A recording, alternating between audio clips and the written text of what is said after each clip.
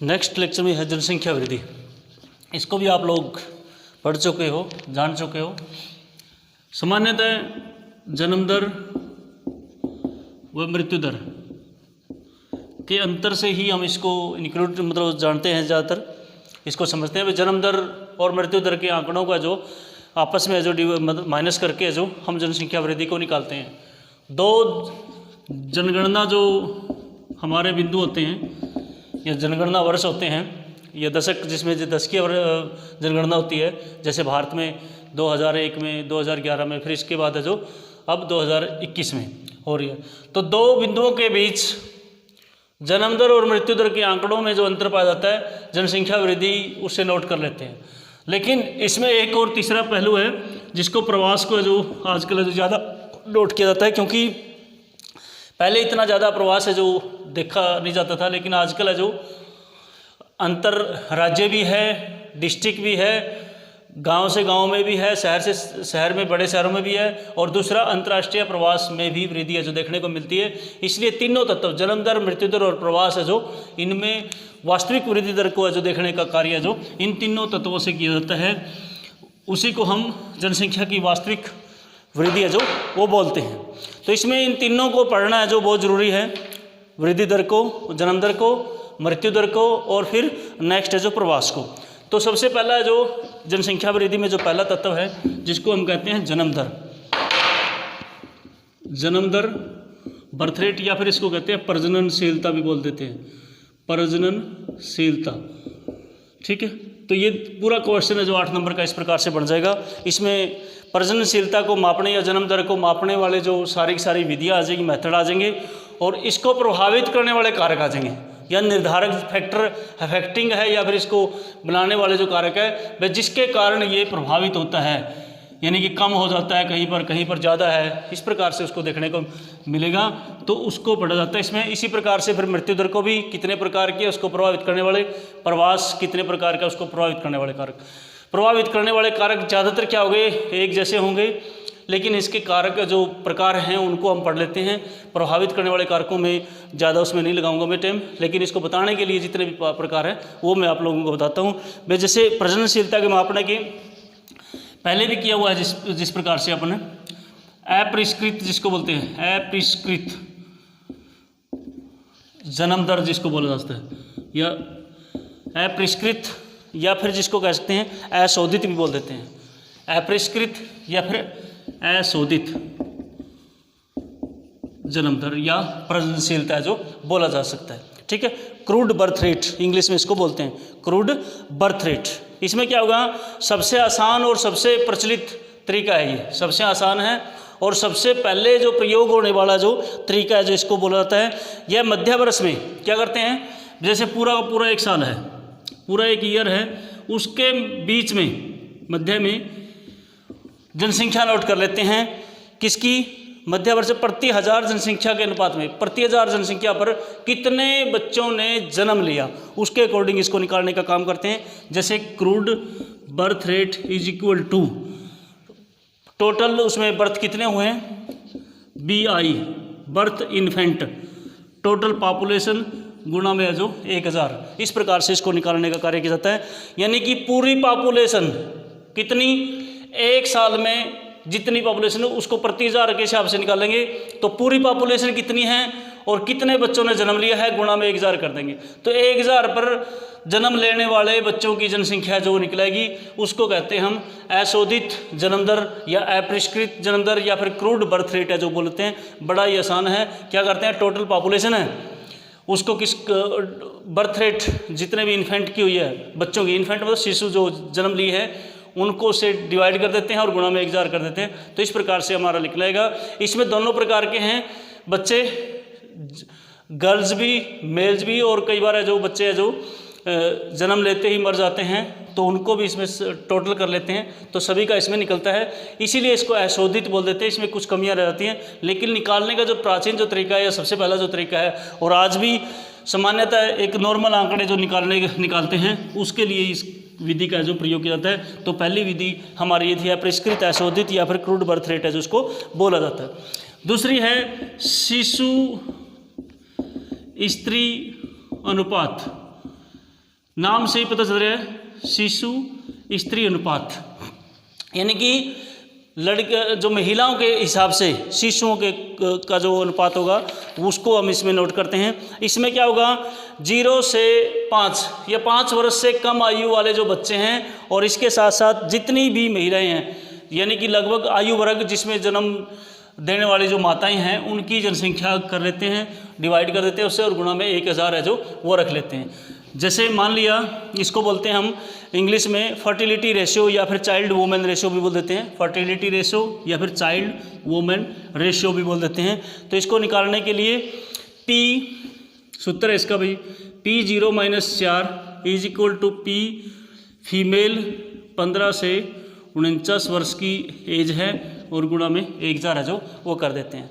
तो समझने का तरीका इसका यही है, जो पॉपुलेशन जिन बच्चों ने यानी कि 5 वर्ष से कम आयु के 5 वर्ष से कम आयु के जो बच्चे हैं वो P0 - 4 उसको रख लेते हैं और इसके बाद P पॉपुलेशन F से हो गया फीमेल कितने से कितने तक 15 से 49 वर्ष के बीच में जितनी भी महिलाएं हैं उनकी टोटल पॉपुलेशन से डिवाइड करके 1000 से गुणा कर देते हैं।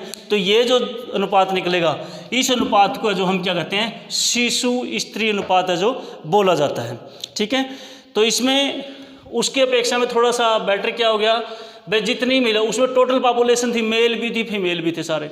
ठीक है, और दूसरा क्या था टोटल पॉपुलेशन। अब जैसे महिलाएं हैं, महिलाओं में आपने देखा भाई 15 से कम की भी थी और 49 साल से ऊपर की भी थी, क्योंकि बहुत कम संभावना है 15 से कम जो महिलाएं जो जन्म देती हैं और 49 साल से ऊपर की देती हैं।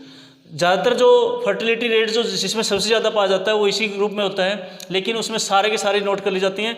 तो इससे क्या होगा अनुपात है जो थोड़ा सा कम हो जाएगा, लेकिन यहाँ पर जो बिल्कुल शोधित है जो वो निकलता है। इसकी यही विशेषता है जो दूसरे जब हमारा जो माप है उसके अकॉर्डिंग भाई। इसके बाद है जो नेक्स्ट है जो तीसरा सामान्य उत्पादकता दर, सामान्य उत्पादकता दर जिसको बोलते हैं, इसमें इंग्लिश में इसको बोल देते हैं जनरल फर्टिलिटी रेट। वो फर्टिलिटी रेट थी कल, ये जनरल फर्टिलिटी रेट है जिसको बोलते हैं। इसमें क्या करेंगे, इस आयु वर्ग में प्रति 1000 स्त्रियों पर 1 वर्ष में जन्म लेने वाले जीवित शिशुओं के अनुपात को जो नोट कर लेते हैं। टोटल पॉपुलेशन वही है 15 से 49 आयु वर्ग है जो माना जाता है। प्रजनन दर के लिए 15 से 44 वर्ष का जो माना जाता है। इसमें क्या सामान्य प्रजनन दर में भाई जितनी भी पॉपुलेशन है उसमें लाइव कितने बच्चे हैं और टोटल पॉपुलेशन कितनी 15 से 44 वर्ग और गुणा में 1000 है जो वो कर लेते हैं। इसको जो जनरल फर्टिलिटी रेट GFR जिसको बोलते हैं, जनरल फर्टिलिटी रेट निकालने के लिए पॉपुलेशन किसकी 1 वर्ष के वो बच्चे जो लाइव हैं जीवित रह गए उनकी जनसंख्या बटे में किसकी जनसंख्या, वो आयु वर्ग स्त्रियों का जो 15 से 44 साल की हैं उनके बीच में 15 से 44 के बीच की हैं वो और गुणा में 1000 है जो आ जाएगा, उससे निकल जाएगा जनरल फर्टिलिटी रेट है जो उसको बोला जाएगा। सामान्य उत्पादकता दर है जो बोला जाएगा। अब देखो पहले दोनों में क्या अंतर आ गया, उसमें दोनों थे, मृत भी थे और जीवित भी थे, लेकिन यहाँ पर केवल सजीव और वर्ष भी घटा दिए, उसमें 5 वर्ष से कम थे, यहाँ पर 1 साल का जो वो निकाला जाता है। तो इस प्रकार से निकलने वाली जो जन्म दर है या जो प्रजननशीलता दर है जो उसको बोला जाता है भाई। ठीक है, सामान्य उत्पादकता दर है जो बोला जाता है। इसी प्रकार से नेक्स्ट आ जाएगा एक विशिष्ट आयु विशिष्ट जन्म दर, आयु विशिष्ट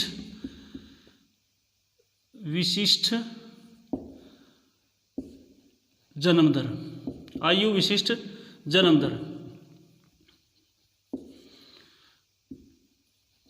आयु विशिष्ट जन्म दर, यानी कि एक विशेष आयु वर्ग से संबंधित, एक विशेष आयु वर्ग से संबंधित जो जन्म दर जब निकालते हैं हम उसको आयु विशिष्ट जन्म दर कहते हैं।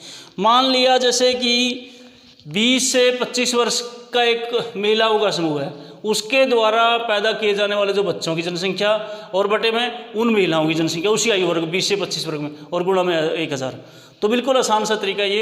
इसमें क्या हो जाएगा, एक विशेष वर्ग ही उसको चिन्हित कर लेते हैं और उस चिन्हित करके उसी वर्ग से जन्म लेने वाले जो बच्चे हैं, उन्हीं माताओं से जन्म लेने वाले बच्चे हैं जो वो नोट कर लिए जाते हैं। उनका अनुपात जब 1000 के रूप में निकालते हैं तो उसको आयु विशिष्ट जन्म दर है जो उसको बोलते हैं, या फिर age specific birth rate ABR जिसको बोला जाता है। इसमें क्या आ जाएगा, ABR इज इक्वल टू, जैसे कि मान लिया पॉपुलेशन किसकी, बच्चों की, बर्थ रेट जिसका भाई B, बर्थ रेट किस आयु वर्ग का, 20 से मान लिया 24 वर्ष के हैं, और पॉपुलेशन महिलाओं की किसमें, 20 से 24 वर्ष की है, जो 20 से 24 वर्ष की जितनी भी महिलाएं हैं, माताएं हैं, तो उस प्रकार से इस अनुपात को जो निकालते हैं ABR इज इक्वल टू, ठीक है, आयु बर्थ रेट जिसको बोला जाता है, एक आयु विशिष्ट बोला जाता है। तो 20 से 24 वर्ष के जो महिलाएं हैं उन्होंने कितनों ने बर्थ यानी कि जन्म दिया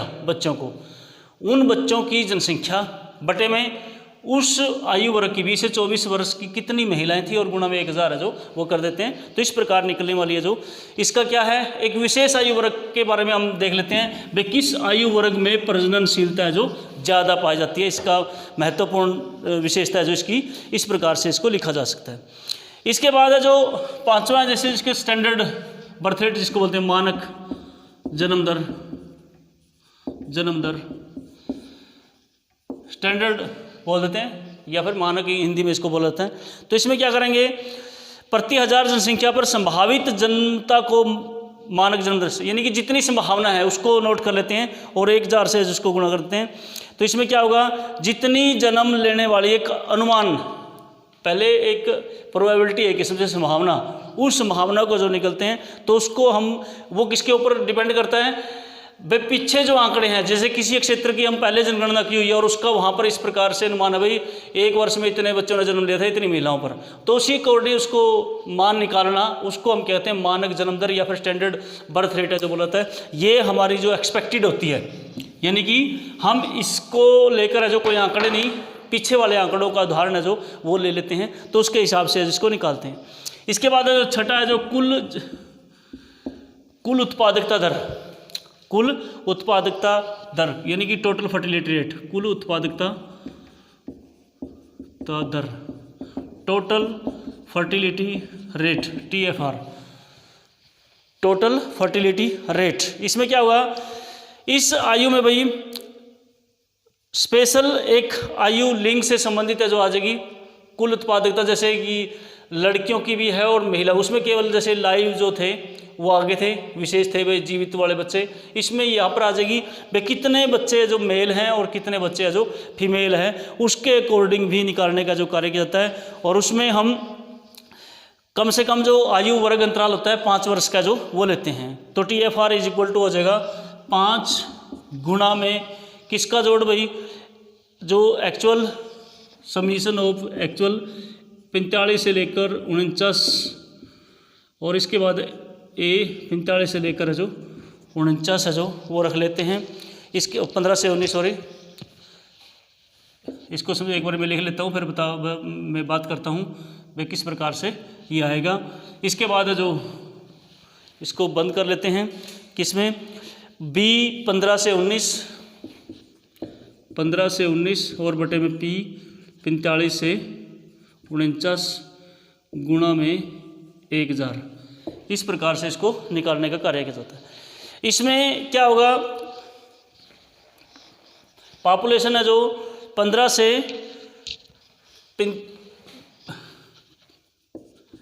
45 से 49 और यहाँ पर 15 से पॉपुलेशन 15 से 19, ठीक है।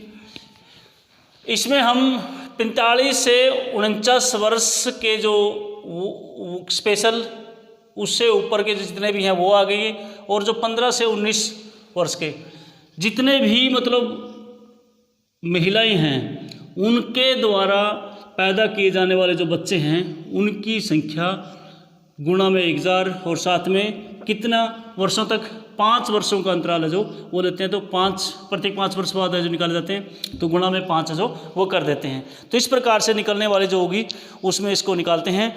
तो इसकी क्या करते हैं, उत्पादकता सबसे पहले क्या करेंगे, मापन ज़्यादा ये आयु अंतर के अकॉर्डिंग जो निकालते हैं, जैसे कि 45 से 49 वर्ष में कोई ज़्यादा मतलब जनरल बर्थ रेट है जो वो देखने को नहीं मिलती। इसी प्रकार से 15 से 19 में भी नहीं।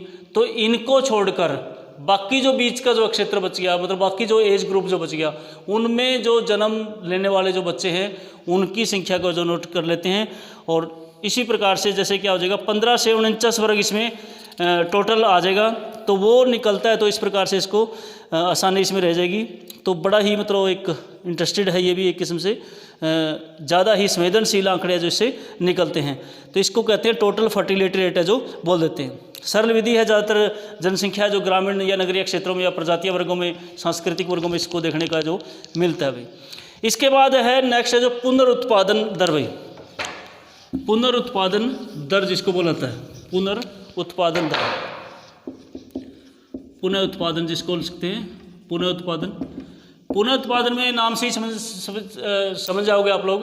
पुनः उत्पादन जैसे महिला, कोई विशेष वर्ग है एक महिलाओं का, उसके द्वारा पैदा होने वाली जितनी भी आगे स्त्री यानी कि लड़कियां, बच्चियां जितनी भी पैदा होती हैं, क्योंकि प्रजननशीलता उन्हीं में मिलेगी, तो उसको निकालने का एक तरीका होता है, इसे पुनः उत्पादन दर है जो बोला जाता है। इसमें क्या होगा, BF बटे में, यानी कि बर्थ फीमेल और पॉपुलेशन ऑफ फीमेल 15 से 44 वर्ष के और गुणा में 1000, इस प्रकार से इसको निकालने का कार्य जो वो किया जाता है। रिप्रोडक्टिव रेट जिसको RR बोल देते हैं। BF यानी कि कितनी महिलाओं ने या कितनी जो लड़कियों ने जन्म लिया, टोटल लड़कियों ने कितना जन्म लिया, और किस आयु वर्ग की, जितनी 15 से 44 आयु वर्ग की जो महिलाएं थी उनके द्वारा कितनी लड़कियों ने जन्म लिया, गुणा में 1000 है जो वो निकल देते हैं। तो इस प्रकार से 1000 के ऊपर 15 से 44 वर्ग की महिलाओं के द्वारा पैदा होने वाली जो महिला बच्चे या लड़कियां हैं जो उसकी संख्या जो वो निकल आती है प्रति 1000 के हिसाब से, तो उसको हम कहते हैं पुनः उत्पादन दर। पुनः उत्पादन दर है जो बोलते हैं। क्यों? क्योंकि पुनः उत्पादन यानी कि ये भी बच्चियां जो आगे कुछ वर्ष के बाद है जो बच्चे हैं जो पैदा करेंगी, तो इसलिए इसको भी पुनः उत्पादन दर में जो भाग्य दर या जो उसकी रहेगी, इसलिए इसको नोट है जो इसमें कर लिया जाता है। तो इस प्रकार से 7 पॉइंट है जो हमारी जन्म दर प्रजननशीलता के जो वो कारक हैं। इसमें प्रभावित करने वाले कारक है जो कुछ आ जाएंगे जल्दी इसमें प्रभावित करने वाले कारक है जो वो ज़रूर आप लोगों ने नोट करने हैं। कौन कौन से हैं? जैसे सबसे पहले जैविक कारक आ गए, जैविक जीवन से संबंधित या जिसमें हमारे उसके ऊपर डिपेंड करते हैं। तो इसमें जैसे प्रजाति होगी, कई प्रजातियां होती हैं, जन्म दर ज़्यादा जिसकी होती है वो इफेक्ट करती है, कईयों में कम होती है, वो उसमें लिखते हैं। प्रजनन अक्षमता, प्रजनन अक्षमता एज के ग्रुप के अकॉर्डिंग, किसी ग्रुप में जैसे कि 15 से 44 में ग्रुप में एज में सबसे ज़्यादा जो प्रजननशीलता होती है, इसी प्रकार से 20 से 44 में और भी ज़्यादा हो सकती है, 30 से 35, तो अलग अलग ग्रुप के हिसाब से। तो वहाँ पर डिपेंड करेगा भाई कौन सी बर्थ रेट है जो सबसे ज़्यादा जो जिसमें होगा उसको कहते हैं प्रजनन अक्षमता ग्रुप। ठीक है। इसी प्रकार से शारीरिक व मानसिक स्वास्थ्य है, जैविक कारक में शारीरिक और मानसिक स्वास्थ्य है, जिसका अच्छा होगा, शारीरिक और मानसिक स्वास्थ्य अच्छा होगा उसकी बर्थ रेट है जो वो ज़्यादा मिलेगी, और जिसका ठीक नहीं होगा तो वहाँ पर है जो जनसंख्या वृद्धि दर या फिर जन्म दर है जो वो कम है जो मिलेगी। इसके बाद है जननांकीय घटक,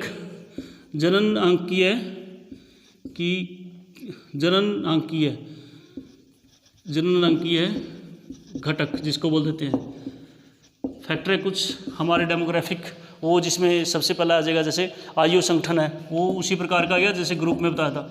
आयु संगठन किसी भी आयु विशेष में किस में ज़्यादा है किस में कम है, वो डिपेंड करता है उनकी संस्कृति के अकॉर्डिंग भाई, या समाज के अकॉर्डिंग, या देश, जैसे कई देश हैं जो गरीब देश हैं वहाँ पर शादी की एज है जो जल्दी शादी कर देते हैं बच्चों की, तो वहाँ पर जन्म दर है जो छोटे आयु वर्ग में जो ज़्यादा मिलेगी और बड़े आयु वर्ग में जो कम मिलेगी। इसी प्रकार से कुछ ऐसे देश हैं जो संपन्न हैं, ठीक है, वहाँ पर अच्छा विकास हुआ है, विकसित देश जिसके से यूरोपियन कंट्रीज़ की जिक्र करते हैं, ये अमेरिकन कंट्रीज़ है जितने भी, तो वहाँ पर देखने को मिलेगा भाई एक एज ग्रुप लगभग 25 या 30 वर्ष के बाद है जो वो जन्म दर है जो उन महिलाओं में है जो ज़्यादा देखने को मिलती है, कम में नहीं मिलती। ठीक है। इसी प्रकार से वैवाहिक जीवन की अवधि ये भी इसी प्रकार का है, बे विवाह जल्दी हो जाता है तो वहाँ पर जन्म दर ज़्यादा मिलेगी, और लेट होगा तो जन्म दर है जो वो कम मिलेगी। मृत्यु दर, जहाँ पर मृत्यु दर कम है वहाँ पर वास्तविक वृद्धि दर है जो देखने को ज़्यादा मिलेगी, प्रोत्साहित करती है। ठीक है, और एक और फैक्टर होता है जहाँ पर कुछ ऐसे क्षेत्र हैं अल्पविकसित क्षेत्र जहाँ पर मृत्यु दर ज़्यादा है, वहाँ पर जन्म दर भी ज़्यादा मिलती है। क्यों? क्योंकि उनके पास है जो इनकम के सोर्स होते हैं, मानव को ही एक किस्म से संसाधन है जो मानते हैं, तो ज़्यादा बच्चे हैं जो पैदा करना चाहते हैं, तो इसलिए वहाँ पर जन्म दर है जो ज़्यादा मिलेगी। लिंग संरचना, महिलाओं की जो संख्या है और पुरुषों की जो संख्या उसके अकॉर्डिंग यदि देखें तो पुरुष जनसंख्या का जन्म दर है जो वो ज़्यादा माना जाता है, महिलाओं का जो वो कम माना जाता है। इसी प्रकार से नगरीकरण का स्तर, भाई नगरीकरण में क्या होगा, जन्म दर है जो थोड़ा सा कम मिलेगा और ग्रामीण क्षेत्र में है जो वो ज़्यादा है जो देखने को मिलता है, क्योंकि नगरों में क्या होगा, एक एजुकेशन से संबंधित है जो ग्रुप है जो पाया जाता है, वो उनमें जो उनकी मेंटलिटी है, सोच है, वो डेवलप हो जाती है और उनमें जन्म दर है जो देखने को है जो कम मिलता है। और इसी प्रकार से गांव में है जो ज़्यादा मिलेगा। स्त्रियों का कामकाजी होना या घरेलू होना, भाई घरेलू हैं तो जन्म दर है जो ज़्यादा मिलेगी और जो ज़्यादा यदि कामकाजी है तो वहाँ पर जन्म दर है जो वो कम देखने को मिलता है। इस प्रकार का प्रभाव आप लोग अपने गांव में, घरों में या फिर आसपास है जो देख सकते हो। ठीक है, जो कामकाजी होगी यानी कि कोई कार्य वगैरह में लगी होगी तो वहाँ की जन्म दर है जो बच्चों की संख्या जो कम मिलेगी, और जो गांव में वैसे घरेलू कार्य करती हैं तो उनकी ज़्यादा मिलेगी। इसी प्रकार से सामाजिक और सांस्कृतिक कारक, भाई सामाजिक और सांस्कृतिक कारकों में आप लोग देखेंगे, भाई किसी संस्कृति में जैसे कि हिंदू धर्म में है जो प्रजननशीलता जो पुरुष को ज़्यादा प्रधान देते हैं तो वहाँ उसकी ज़्यादा मिलेगी, महिलाओं की कम मिलती है। इसी प्रकार से मुस्लिम में देखें तो बच्चे ज़्यादा पैदा करने की उसमें होती है। ठीक है, तो इस प्रकार से इसमें धार्मिक पृष्ठभूमि को है जो देखा जाता है, प्रजातीय संरचना और शिक्षा स्तर भी यही है। बे एजुकेशन जहाँ पर अच्छी होगी वहाँ पर प्रजननशीलता जो थोड़ी सी ठीक मिलती है, औसत मिलती है, कम मिलती है, और जहाँ पर एजुकेशन कम है वहाँ पर प्रजननशीलता जो ज़्यादा देखने को मिलती है। विवाह के समय आयु, ये भी सीमा आ जाएगा। समाज में स्त्रियों की स्थिति, यदि समाज में स्त्रियों की स्थिति अच्छी है, ठीक है, तो वहाँ पर जन्म दर है जो कम देखने को मिलती है, और जहाँ पर थोड़ी सी निम्न है, कम है, तो वहाँ पर जन्म दर है जो ज़्यादा देखने को मिलती है। ये आप लोग आसपास है जो अपने देख सकते हो। इसी प्रकार से पुत्र प्राप्ति की इच्छा, जहाँ पर पुत्र प्राप्ति की इच्छा ज़्यादा होगी वहाँ पर जन्म दर भी ज़्यादा मिलेगी। ठीक है, और जहाँ पर इस प्रकार की संभावना नहीं होगी, जिसमें ज़्यादा अंतर नहीं समझते, वहाँ पर जन्म दर भी कम देखने को मिलती है। इसी प्रकार से आर्थिक संरचना, कुछ भाई आर्थिक संरचना में जिस प्रकार से परिवार की आय और जो जीवन स्तर है वो भी डिपेंड करता है। वह स्वास्थ्य रूप से अच्छा है, स्वस्थ है, तो वहाँ पर जन्म दर है जो ठीक मिलेगी। परिवार की आय अच्छी है तो जन्म दर है जो औसत मिलेगी। यदि कम है तो परिवार की आय है जो वहाँ पर जन्म दर है जो ज़्यादा देखने को जो मिलती है। तो इस प्रकार के कुछ ऐसे कारक हैं जो प्रभावित करते हैं। ठीक है, तो ये प्रजननशीलता से संबंधित है जो आपका क्वेश्चन था। इसके बाद नेक्स्ट आगे मृत्यु दर पे आएगा, वो अब आगे करेंगे।